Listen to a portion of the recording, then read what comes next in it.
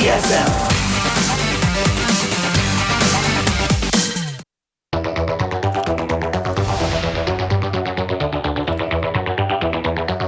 Welcome back, guys. We're here at the GSL Code S. That's right. And it's time to tell you about a special event we have going on.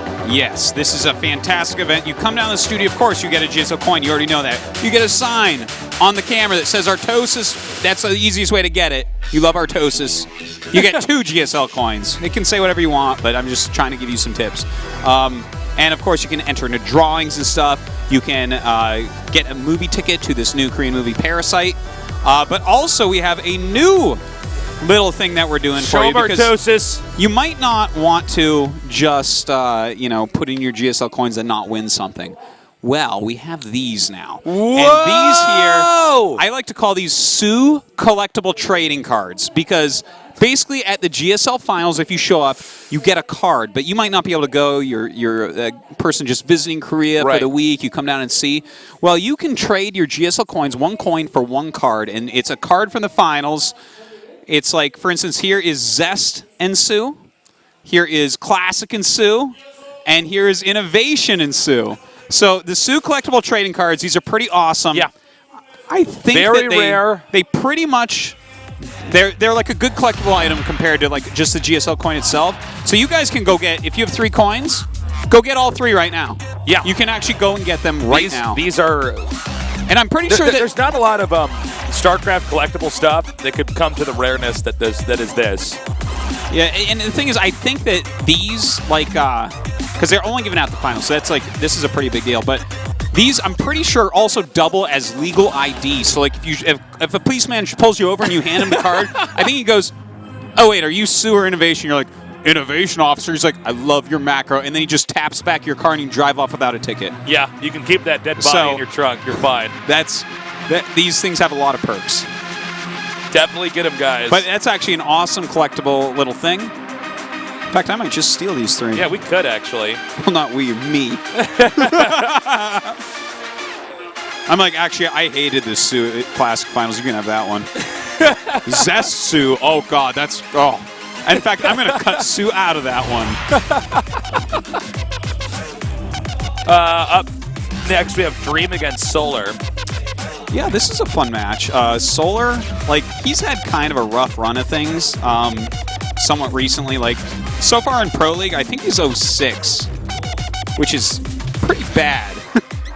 That's, like, for instance, certainly not let's say good. that I went into Pro League 6 times. I could also go 06. Yeah. So when it's exactly how good Artosis could do, that's a problem.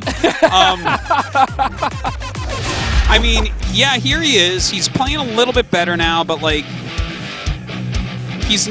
last year he was a badass killer. You know, he got like Senkin at IM Shenzhen, I believe, and then like one DreamHack, was it Stockholm? Yeah, DreamHack Stockholm over Sue. Like, he had a fantastic year. Right now it's not going as well, but you know what? That could all change here. Absolutely. Getting to the round of 8 of Code S, that's pretty badass. But Dream is standing in his way. He's one of only 3 people that are still in GSL and NSSL. Let's just call it SSL. But yeah, I mean, that's him, Maru in life. So that's elite company he's with. And this kid is so good at TvZ. Watch this, Taste. It's going to be tough for Solar. Let's see what he does here. He may do some kind of cheese. He's done that from time to time before. Yeah, sure. Anyways, our first game in our second best of 3 is ready. Let's do this.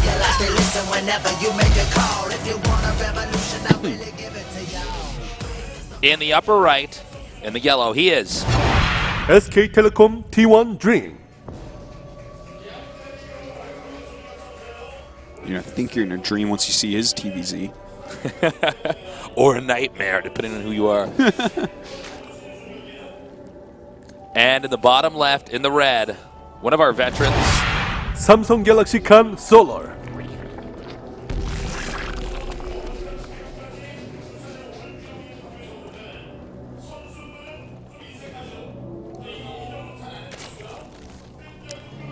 Wow. More cheerfuls in the audience. Yeah. People are getting GSL coins. That's right. Get those collectible cards we have. Guys, definitely do so. But yeah, this is an exciting match. This whole group I'm really stoked about. I couldn't decide if I was more excited about today's group or Friday's group. Because they're both like really exciting great groups. They are, yeah. Like, I guess there's more Protoss in the Fridays group, so that kind of excites me in certain ways. But, like, I really like Solar, Rogue, and Dream as far as non-Protoss players go. Like, these guys are really something else. I think all three of them, I think these three, in fact, are three of the players that really have a big, bright future ahead where they'll be complete badasses for years to come. It's going to be especially interesting. Oh! Oh, excellent. Most Thank you so handsome much. NA. Oh, my God. Thank you so much. That was exactly what you had to put in a side to unlock all the GSL coins. Yes. So now you get 2 more GSL coins. That's 3. If you want, you can go get all the Sue collectible cards. Yep. And you could sell them on eBay for lots of money. Probably. Yeah. Or you could just hold on to them. Yeah. You could do both. Hold on to them and then sell them when Sue wins the finals. You'll be about 80 probably, but you know. But yeah, anyways, taking a look at this map, Foxtrot, and what's going on. Pretty quick speed coming out of Solar here. We'll see how many Reapers Dream makes. We've seen Terran's going back to making up to 3 Reapers once again. There's a period of time where we just saw 1 for a bit, but they're the Reaper back count seems to kind of move on almost like a pendulum. Yeah, for sure. For when it's popular in the meta. Completely true. And then we see a lot of stuff like that in StarCraft. That's one of the very interesting things about StarCraft, I think, is how it's the metagame, rotation, the cycle of... when you see someone bring back a really old build that's perfect for the current metagame, I love things like that. Stuff like that really gets me going. When I wake up in the morning, that's better than a cup of coffee, man. Just thinking about an old build that's back and trying to figure out why. Well, the Reaper is going to be chased out here. It doesn't look like any real damage was inflicted. I'm like a virologist or something. I'm like, why is whooping cough back? And I like go and like look for him. Like, why are people making 3 Reapers again? Excuse me, you just gave me whooping cough for that joke. Okay, he's coming back in now. Just bruising this queen. And Reapers will have to go back and heal up for a little bit. Did go for the full 3 here. Of course, going straight into Hellions in a 3rd CC. This is like pretty standard, pretty normal for right now. And Solar sees it all, so that's good for him. Now he can decide what he wants to do from here. Okay, he's going to come in again here and try to get this queen. Those Lings were trying to do a little ambush. Didn't work out. See? That would be a sick trap they got up there. Catch them if they come up. Meanwhile, the queens are getting beaten on. Well, everything is very standard so far back at Dream's base. We now have the Hellions coming out here. And the 3rd base is going to be up pretty soon. So this will be the next part of the poking process here for Terran, where they just get some Hellions, try to drive back some creep, maybe scout, but mostly just try to control, stay on the outer perimeter of the Zerg's base, keep things under control there. Yeah. They do pair well with the Reapers. They really do. The Reapers are very good at tanking some damage because they can just heal up again anyways, and obviously additional damage output. It's a good combo of units. And I do like that he's going to Banshee as well, because if you look at this 3rd base now wide open that is, that's just, it's prime real estate for Banshee, Hellion, Reaper to harass. Oh no! Oop, almost got us around there. And Cloak is coming now. These are all, what we're seeing here, every part of this is just a very standard pressure build from Terran. Yeah. Try to keep Zerg under control. If Zerg missteps in the slightest, they can be punished very heavily. Yeah. I don't know if Solar's going to do that. I don't expect him to take a lot of damage here. Yeah, I think he's like, you know, sometimes you even see great Zergs take a lot of damage to something like this, but I don't expect it. He already has speed. He already has 4 queens. He should be able to save this hatch. Oh, he's making some roaches now. Okay. So the roaches are definitely going to help to defend against this as well. Because Justlings can get a little bit tricky against that. Hellions are doing some damage, but so far the queens have been microed perfectly. Ooh. Oh, my. Nidus, boys. Ooh, exciting stuff here. Roach Nidus for the win, man. There's, well, this might actually just work. Yeah, this might just end the game. Yeah.